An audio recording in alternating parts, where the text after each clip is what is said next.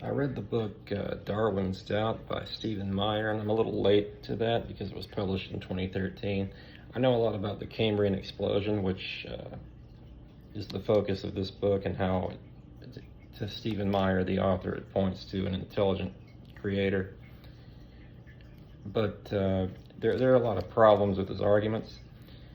I said even before reading this book, I said to myself, I bet he never mentions the small shelly fauna, which are an intermediate kind of fauna between the Ediacaran period, the late Precambrian, and the Cambrian.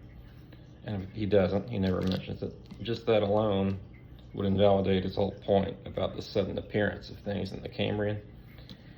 But there are a lot of things he couldn't know, which he knew about that. He researched the whole book about the Cambrian explosion, and he didn't mention the small shelly fauna one time. That's intentional. He's lying by omission here. But he talks a lot about the complexity in the Cambrian, usually the middle Cambrian. He talks about the Burgess Shale mostly, and then the Maoxishen Shale in China, which is a little earlier. But since 2013, there have been some discoveries in the Cambrian and the Ediacaran, the Precambrian, that kind of invalidate the rest of the book. There have been, he says there are no ancestors in the Ediacaran. Well, there are now. There are a lot of confirmed bilaterians. Just this year, they've discovered definite bilaterians in Australian Ediacaran strata. They've discovered bilaterian and a whole transitional fauna in China. You can look that up. I'll maybe put that in the description. I'll probably forget. But he talks about the animals in the Cambrian as if they don't change throughout the entire Cambrian. Like conodonts, micropaleontology is kind of my thing. Conodonts were little eel-like things. Their teeth are preserved, or their teeth-like elements. In the Cambrian, their teeth they grow from the base out, and it kind of produces like a ram's horn appearance. Later, they evolved into growing from the tip.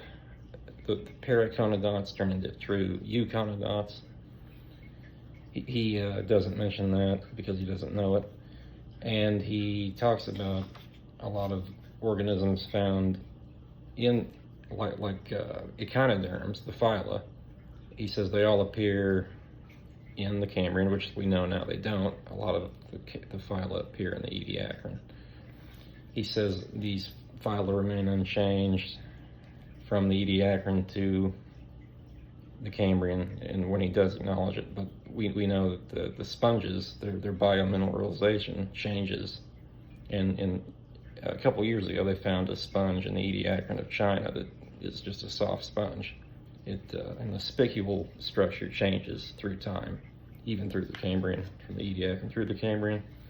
Echinoderms, he talks about echinoderms like it's a fault of the Cambrian, but he doesn't seem to realize that echinoderms in the Cambrian period start out as bilateral, and the pentaradial echinoderms appear in the early or mid-Ordovician.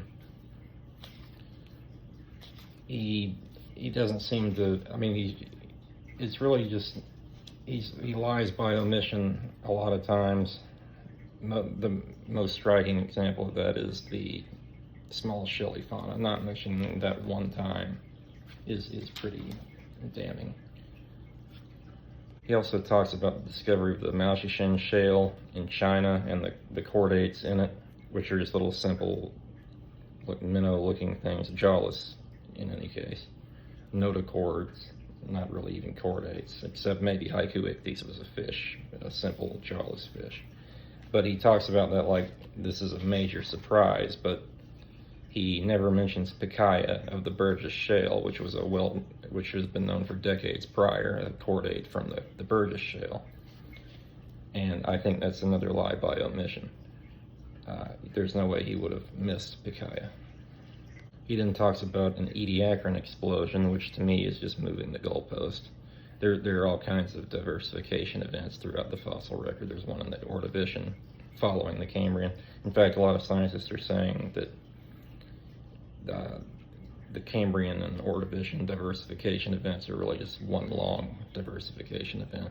And since 2013, there are a lot of transitional animals that have been found in the Cambrian, like Chylynxia and Erotus, which have features of later arthropods, and also the radiodonts, which he didn't know in 2013, so I can't fault him for that, but it's kind of, the whole book is just totally worthless at this point.